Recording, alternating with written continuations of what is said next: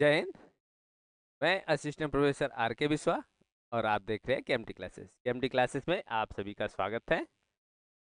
आज इस वीडियो में बीएड सेकंड सेमेस्टर के अनिवार्य पेपर पेपर कोड 106 विद्यालय प्रबंधन नेतृत्व स्कूल मैनेजमेंट एंड लीडरशिप के अंतर्गत आज का जो टॉपिक है वो टॉपिक है डिसीजन मेकिंग। डिसीजन मेकिंग यानी निर्णय करना या निर्णय लेना। तो आइए जानते हैं कि डिसीजन मेकिंग है क्या।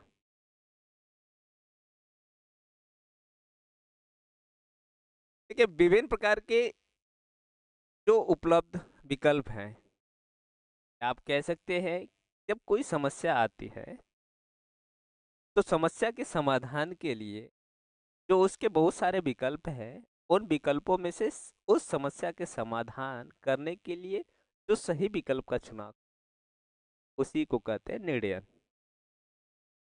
विभिन्न प्रकार के उपलब्ध विकल्पों में से किसी एक वास्तविक रूप से चयन करते हुए निष्कर्ष पर पहुंचने का अर्थ है निर्णय। जैसे जब व्यक्ति को समस्या आती है, उस समस्या से संबंधित बहुत सारे विकल्प उसके सामने रहता है, लेकिन उसे अब सही विकल्प का चुनाव करना है। यानी उसे सही डिसीजन लेना है कि इस विकल्प का चुनाव करेंगे तो ये समस्या का समाधान हो जाएगी। वो सही विकल्प का चुनाव करना है, डिसीजन मेकिंग या निर्णय है। अधिगम की दृष्टि से निर्णय लेने के कौशल बालकों के लिए महत्वपूर्ण भूमिका होती है। निर्णय के महत्व के संबंध में ने लिखा है कि प्रशासन का मुख्य कार्य संभवतः प्रभावशाली ढंग से निर्णय प्रक्रिया का विकास और उसे नियमित करना है।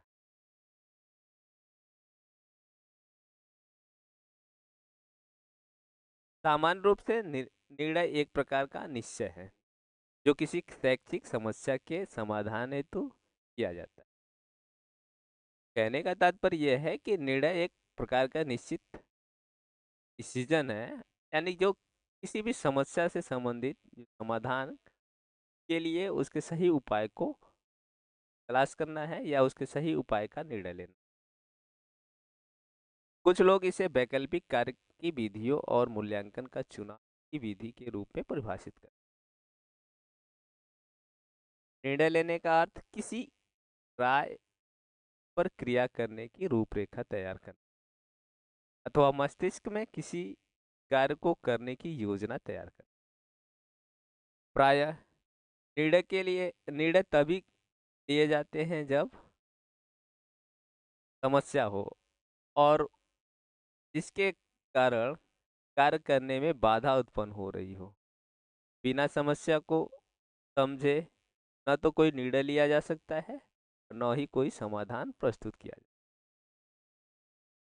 जहाँ तक है कि आप इस प्रकार कह सकते हैं कि जब निर्णय की बात आती है, डिसीजन मेकिंग की बात आती है, बहुत सारे ऐसे व्यक्ति हैं जो सही समय पे सही डिसीजन नहीं ले पाते हैं, इसलिए वो समस्या का समाधान नहीं कर पाते हैं या समस्याओं का सामना नहीं कर पाते हैं।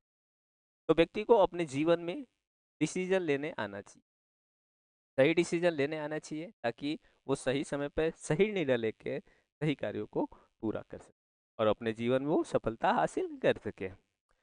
आज और जॉनसन हा- हाज और जॉनसन महोदय के अनुसार अनेक उपलब्ध विकल्पों में से किसी एक क्रियापद का चयन करने का तात्पर्य है कि उसके सामने व्यक्ति के सामने अनेक बहुत सारे विकल्प उपलब्ध होता है, उन सभी विकल्पों में से सही विकल्प का चुनाव करना चाहिए।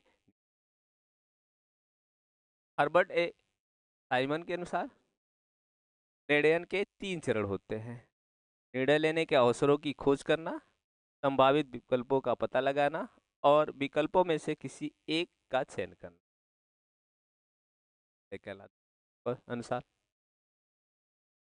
तो डिक्शनरी के अनुसार व्यवस्था जो डिक्शनरी है उन उसके अनुसार निर्णय किसी व्यक्ति के मस्तिष्क में एक विचार या कार्य करने के क्रम को निश्चित करने की मतलब प्रक्रिया है। वेबस्टर जो शब्दकोश है उसके अनुसार निर्णय किसी प्रकार के किसी व्यक्ति के मस्तिष्क में एक विचार या कार्य करने के क्रम को निश्चित करने की प्रक्रिया है।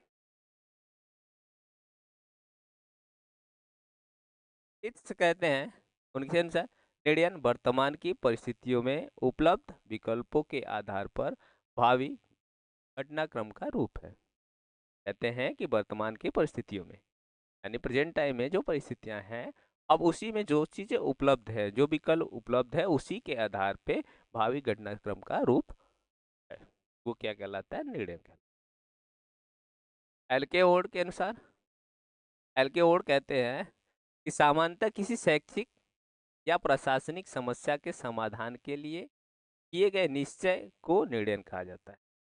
कहते हैं कि शैक्षिक हो या किसी प्रकार का प्रशासनिक जो समस्या होता है उसके समाधान के लिए जो भी निश्चय किया जाता है वो निर्णय क्या कहलाता है। जो भी निश्चय किया जाता है मतलब जो भी डिसाइड किया जाता है, जो भी निर्णय लिया जाता है उस समस्या से वही क्या कहलाता है? निर्णय कहलाता है। क्लियर है?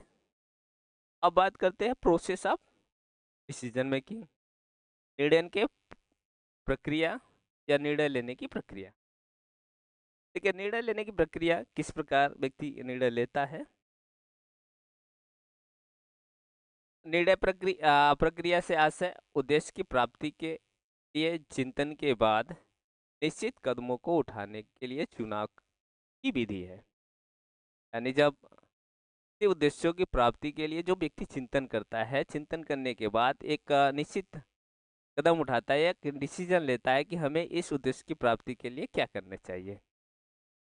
इस प्रक्रिया में सही समस्या का आकलन हो, समस्या समाधान के लिए विकल्पों के बारे में चिंतित हो और निश्चित विकल्पों में से सर्वाधिक उपयुक्त विकल्प का चुनाव का निर्णय निर्णय प्रक्रिया कही जा सकती है।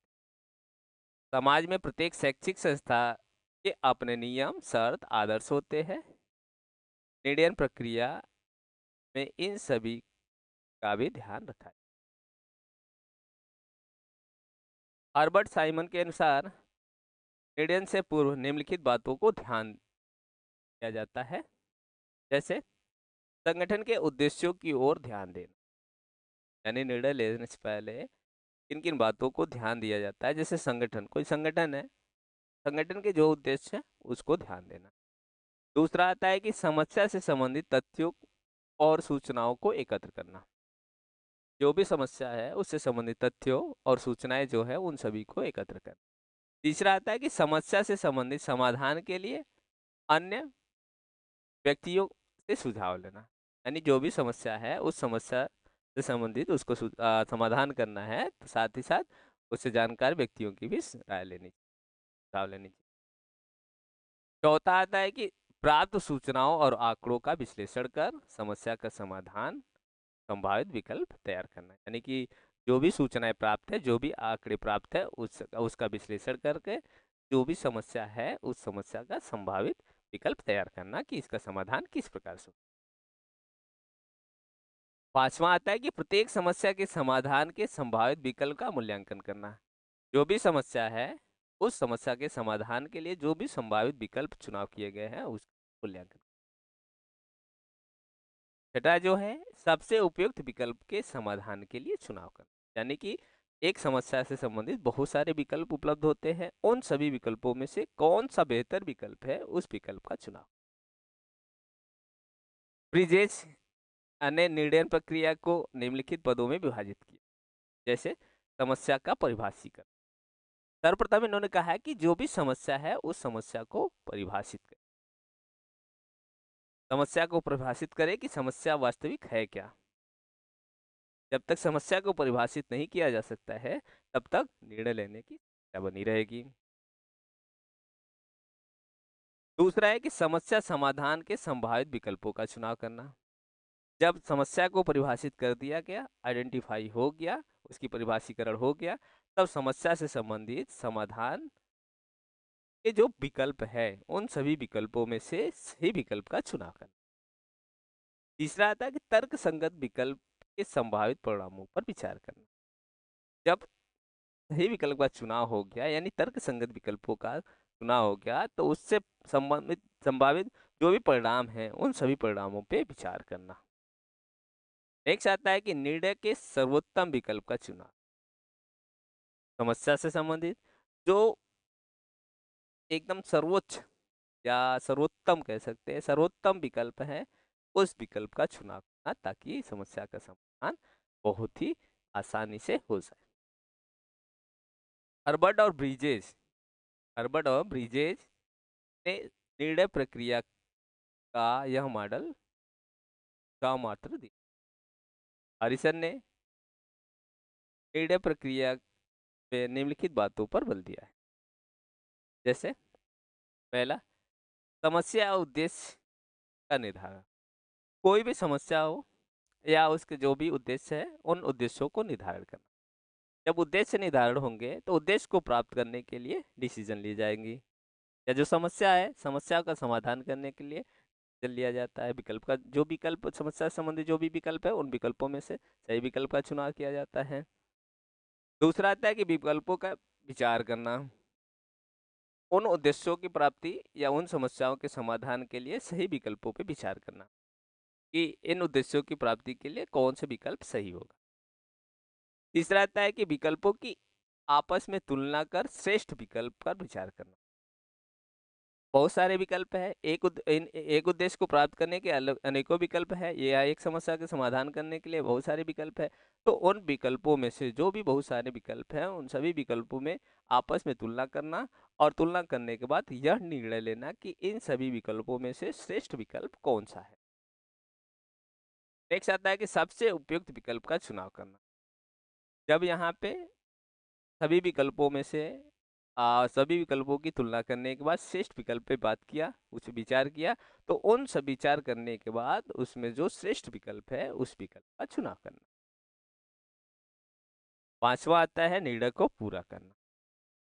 जब चुनाव कर लिए, सही विकल्प का चुनाव कर लिए, तब उसमें अपने निर्णय को पूरा करना। छठा नंबर आता है कि निर्णय की क्रियान्वित का अनुकरण, क्रियान्विति का अनुकरण करना। अब जो आता है कि निर्णय निर्णय लेने के बाद जब सही विकल्प का चुनाव हो गया, उस पर निर्णय ले लिया गया, तो उसको क्रियान्वित करना, उसका अनुकरण करना इत्यादि। देखिए, जब भी बात आती है कि उद्देश्यों को निर्धारण कर किया जाता है, जब उद्देश्यों को निर्धारण करने के बाद उसकी पुनरावृत्ति होती है। पुनरावृत्ति होने के बाद सही विकल्पों का चुनाव और उसका मूल्यांकन करते हैं, तो विकल्पों में आपसी में तुलना करते हैं। तुलना करने के बाद जो उद्देश्य की प्राप्ति के लिए फिर उसका अनुकरण करते हैं, क्योंकि शुद्ध कार्य करना है, किसी प्रकार कोई गलतियां नहीं करना है, तो उसके आधार पर निर्णय को पूरा करते हैं। निर्णय को पूरा कर लिए, तब उसका क्रियान्वित, तब उसकी अनुकरण होती है। यहाँ तक क्लियर है?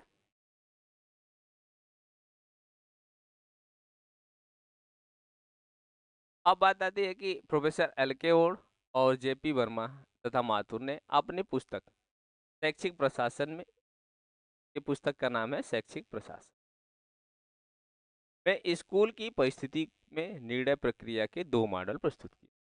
उन्होंने 260 विद्यालयों का सर्वेक्षण के आधार पर 80% यानी 80% निर्णय राजस्थान के माध्यमिक स्कूलों के व्यक्तिगत स्तर पर स्वयं विवेक से किए गए, जबकि 20% निर्णय स्टाफ के सहयोग से लिए गए। तो एल के और जे पी वर्मा ने निर्णय से संबंधित दो मॉडल प्रस्तुत किए हैं, पर एक व्यक्तिगत निर्णय प्रक्रिया मॉडल, दूसरा सामूहिक निर्णय प्रक्रिया मॉडल। देखिए, व्यक्तिगत निर्णय प्रक्रिया मॉडल यानी व्यक्तिगत जो है वो स्वयं इंडिविजुअल पर डिपेंड करता है।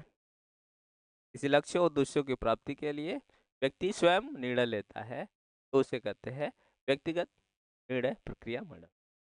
सामूहिक निर्णय प्रक्रिया मॉडल, सामूहिक में जो व्यक्ति किसी उद्देश्यों और लक्ष्यों की प्राप्ति के लिए विभिन्न व्यक्तियों के समूह के आधार पे जब कोई डिसीजन लेता है तो उसे कहते हैं सामूहिक निर्णय प्रक्रिया मॉडल। क्लियर है?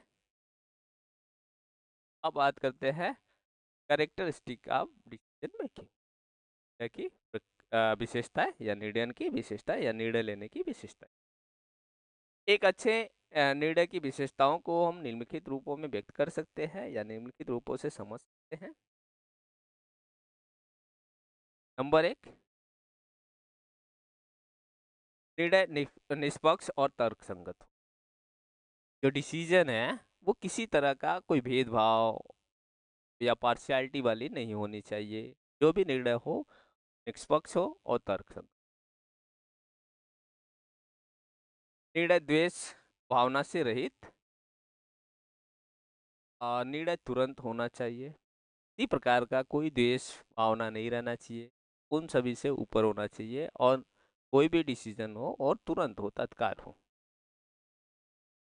तीसरा, वे सभी व्यक्ति जो निर्णय से प्रभावित होने वाले हैं उन्हें निर्णय में सम्मिलित किया जाना चाहिए। इससे निर्णय का वर्चस्व में वृद्धि होती है। मान लीजिए जिसके प्रति कोई निर्णय लिया जा रहा है उनको भी उसमें सम्मिलित किया जाना चाहिए, ताकि उन्हें भी पता चले कि उनके अगेंस्ट में या उनके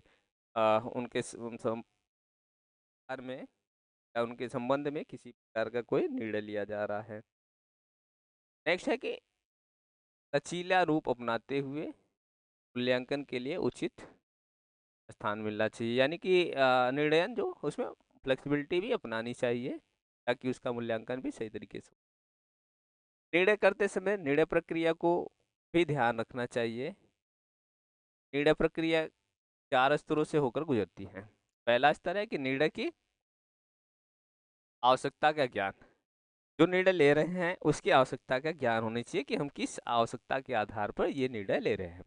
दूसरा, निर्णय की स्थिति का ज्ञान, कि किस स्थिति में निर्णय लिया जा रहा है। सही विकल्प का चुनाव तथा निर्णय की को क्रियान्वित करना, यानी डिसीजन मेकिंग को इम्प्लीमेंटेशन करना, इम्प्लीमेंटेशन करना, उसका क्रियान्वित करना, इस आधार पे लिया गया है और उसका क्या होना चाहिए। नेक्स्ट है कि निर्णय के क्रियान्वयन के बाद उसके परिणाम का मूल्यांकन करना चाहिए। जब हम डिसीजन मेकिंग या डिसीजन ले लिए हैं, उसका क्रियान्वयन कर दिए हैं, तो उसके बाद उसका मूल्यांकन भी करना चाहिए। नेक्स्ट है कि निर्णय करने में वातावरण संबंधी विन्यास, यानी उसकी जो सेटिंग है उसका भी ध्यान रखना चाहिए।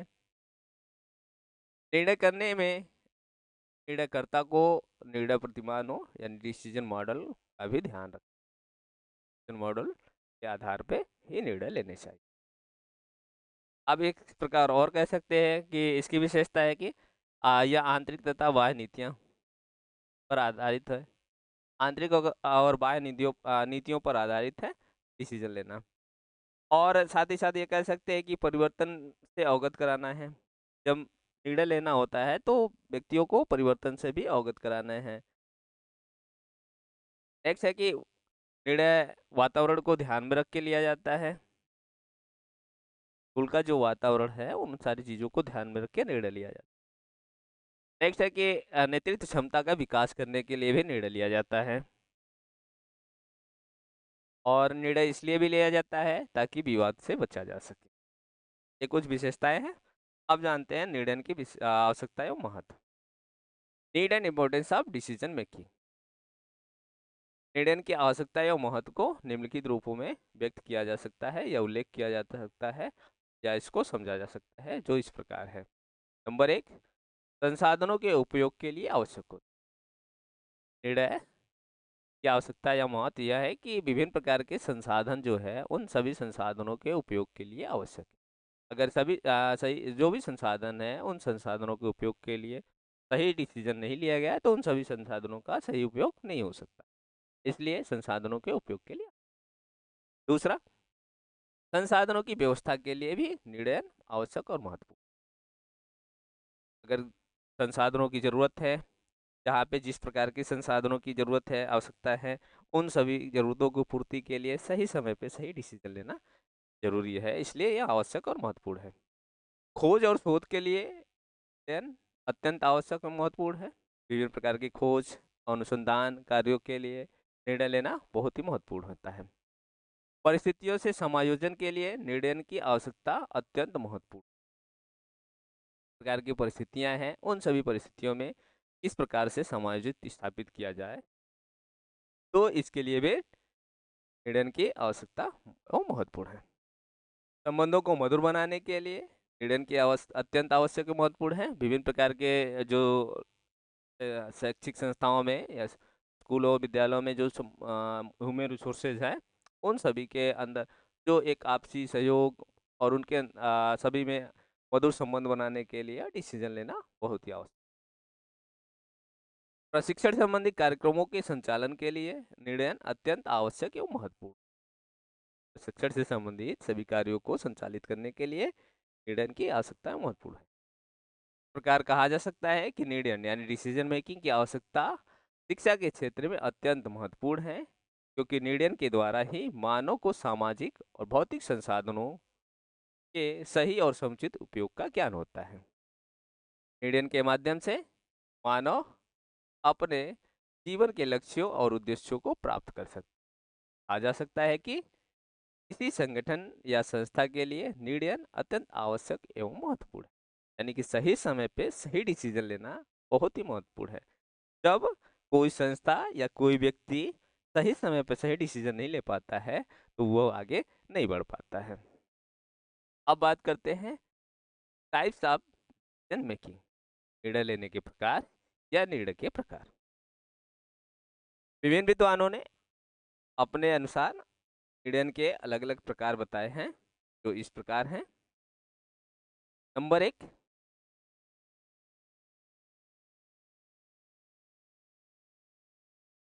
ग्रिफिथ्स ने निर्णय के 3 प्रकार बताए। ग्रिफिथ्स महोदय ने निर्णय के 3 प्रकार बताए हैं। मध्यम प्रकार का निर्णय, अपीली निर्णय, मध्यम प्रकार का निर्णय। दूसरा अपीली निर्णय। तीसरा चिंतनशील निर्णय। दूसरा शिक्षाविद गोरे तथा डायसन ने निर्णय के या निर्णय के 2 प्रकार बताए हैं। एक नित्य क्रम निर्णय और नई प्रक्रिया संबंधी निर्णय। नित्य क्रम और नई प्रक्रिया संबंधी निर्णय।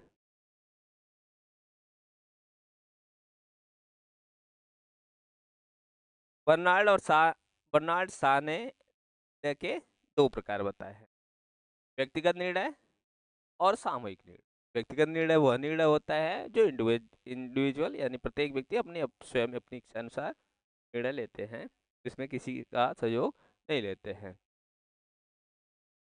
दूसरा आता है कि सामूहिक निर्णय, तो समूह के सभी सदस्यों की बात सुनने के बाद जो निर्णय लिया जाता है उसको सामूहिक निर्णय। एल्केओड महोदय ने अपनी पुस्तक शैक्षिक प्रशासन में निर्णय के 4 प्रकार का उल्लेख किया। निर्णय के 4 प्रकार का उल्लेख किया है। दैनिक सामान्य निर्णय, नीतिगत निर्णय, वैयक्तिक निर्णय, वैयक्तिक इंडिविजुअल निर्णय और सामूहिक ग्रुप डिसीजन मेकिंग। पहला जाता है दैनिक सामान्य निर्णय। इसमें कहा जा सकता है कि जो भी प्रशासन है, संस्था है, उसको संचालित करने के लिए जो डेली वाइज का निर्णय लिया जाता है वो दैनिक सामान्य निर्णय, कि डेली का क्लास कैसे चलना है, कौन कौन से कार्यक्रम कराने हैं, क्या कराने हैं, सेमिनार कराने हैं, कार्यशाला कराना है, किसको भार देना है, किसको किस तरह की गतिविधि करानी है, कहाँ भेजना है कहाँ नहीं भेजना है, वो डेली वाइज निर्णय जो लिया जाता है वो। दूसरा आता है नीतिगत निर्णय। इसके अंतर्गत जब किसी प्रकार का कोई परिस्थितियाँ आती हैं या जब प्रशासक को एक नवीन परिस्थितियों में निर्णय लेना होता है, तो वो विभिन्न प्रकार की नीतियों को बनाकर वो निर्णय लेते हैं, तो वो कहलाता है नीतिगत निर्णय।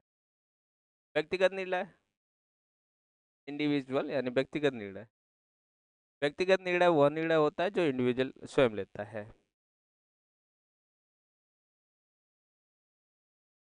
मान लीजिए इसमें आप कह सकते हैं कि किसी संस्था का प्रचार या प्रिंसिपल जो स्वयं निर्णय लेता है वो व्यक्तिगत होता है। असामूहिक निर्णय जब जिस संस्था में स्कूल में सभी प्रकार के सभी कर्मचारियों या सभी स्टाफों से बातचीत कर कर के बाद जो निर्णय लिया जाता है वो सामूहिक निर्णय।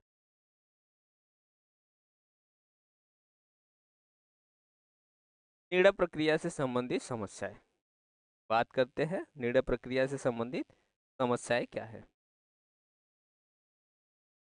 सबसे पहले देखिए, निर्णय लेने गति का सही वो निर्णय है। निर्णय लेने की गति और निर्णय का सही या गलत होना संगठन या संस्थाओं के कार्य एवं प्रतिष्ठा को प्रभावित करती है। यह प्रक्रिया में अनेक प्रकार की समस्याएं आती है। एल्केहोल ने निर्णय प्रक्रिया संबंधी समस्याओं को 4 भागों में विभक्त किया जो इस प्रकार। पहला, प्रक्रिया अथवा तकनीकी संबंधी समस्याएं। दूसरा, संगठन अथवा प्रशासन संबंधी समस्याएं। तीसरा, भौतिक संबंधी समस्याएं। चौथा, मानवीय संबंधी समस्याएं। ठीक है, प्रक्रिया तकनीकी संबंधी जो समस्याएं होती है इसके अंतर्गत प्राय निर्णय प्रक्रिया अनेक तकनीकी कारणों से अप्रभावी हो जाता है। वो तकनीकी समस्या प्रकार है। देखिए, समस्या का उपयुक्त एवं स्पष्ट परिभाषीकरण न होना। जो भी समस्या है, समस्या का अगर सही तरीके से स्पष्ट नहीं है, समस्या स्पष्ट नहीं है या परिभाषित नहीं है, तो उसके आधार पर सही डिसीजन या सही निर्णय नहीं लिया जाता। दूसरा, समस्या के संबंध में निर्णय लेने से पूर्व समुचित या विश्वसनीय तथ्यों का अभाव। अगर उस समस्या से संबंधित सही निर्णय नहीं ले पाते हैं या उससे संबंधित सभी प्रकार के साधनों का अभाव है, विश्वसनीय तथ्यों का अभाव है, तो भी निर्णय लेने में समस्या होती है। निर्णयकर्ता को निर्णय तकनीकी का ज्ञान का अभाव, यानी जो निर्णय करता है, जो निर्णय लेने वाला है, डिसीजन मेकर है, उसे उस डिसीजन से संबंधित जो टेक्नोलॉजी है, तकनीक है, उसका ज्ञान नहीं होगा तो वो सही निर्णय नहीं ले पाएगा। तब उसे कठिनाइयाँ होंगी, समस्या आएंगी। निर्णय प्रवाह का समुचित मूल्यांकन न होना, यानी कि निर्णय जो लिया गया, डिसीजन जो लिया गया, उसके प्रभाव का सही प्रकार से मूल्यांकन नहीं होता है तो भी एक समस्या बनी रहती है। निर्णय लेने में देरी होना, डिसीजन लेने में देरी होना, यह भी एक समस्या है। सही समय पे सही निर्णय नहीं लेते हैं तो सही कार्य नहीं हो पाते हैं, उसमें देरी हो जाती है। अपरिपक्व निर्णय का लिया जाना, अपरिपक्व निर्णय का लिया जाना, यह भी एक समस्या है। दूसरा है कि संगठन अथवा प्रशासन संबंधी समस्याएं। इसमें निम्नलिखित समस्याएं उत्पन्न होती हैं, जैसे निर्णय लेने वाली समक्ष अधिकृतियों के अधिकारियों के संबंध में अनिश्चित, यानी सभी अधिकारियों में अनिश्चितता है, सभी एक दूसरे में अनिश्चितता है, तो वहां भी निर्णय लेने में समस्या आ जाएगी। विभिन्न अधिकृत के मध्य उचित संप्रेषण का अभाव, जो कम्युनिकेशन गैप हो गया तो वहां भी समस्याएं आ जाती। निर्णय को क्रियान्वित करने वाले अधिकारी की उपेक्षा, जो निर्णय लिया है कर्मचारी अधिकारी है उसकी अपेक्षा करना तो वो क्रियान्वित नहीं कर पाता है, ये भी समस्या हो जाती है। निर्णय के नियमित व समुचित मूल्यांकन का अभाव, डिसीजन जो लिया गया है उसका सही समुचित और मूल्यांकन नियमित रूप से मूल्यांकन नहीं होता है तो भी समस्या होती है। निर्णय लेने के अधीनस्थ पर अविश्वास व निर्णय की अस्पष्टता, ये भी एक समस्या बनी रहती है। तीसरा जो है भौतिक संबंधी समस्याएं। इसमें निर्णय प्रक्रिया के निम्नलिखित समस्याएं उत्पन्न होती है, जैसे तथ्यात्मक सामग्री का अभाव, तथ्यात्मक सामग्री का अभाव और निर्णय के लिए आवश्यक सामग्री के संकलन व विश्लेषण का अभाव। जब निर्णय के लिए जो आवश्यक सामग्री है उसका संकलन नहीं कर पाते हैं और साथ ही साथ उसका विश्लेषण भी नहीं कर पाते हैं, इसका अभाव होता है तो भी समस्या आती है।